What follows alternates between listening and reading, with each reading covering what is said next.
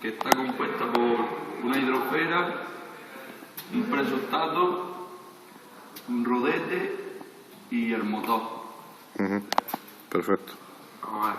Luego el motor va conectado eléctricamente a un cuadro eléctrico comandado por un contactor.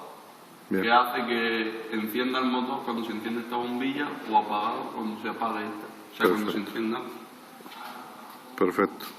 Háblanos un poco del bypasseo que tiene aquí el motor, el bypasseo que aparece por aquí, esta tubería. Esta tubería viene conectada a la red general de agua, por la que si la red general de agua lleva bastante presión, no hará falta que el motor, la bomba de elevación arranque, viniendo por aquí el agua, llegando hasta el depósito superior, ¿no? Superior. Vale, perfecto.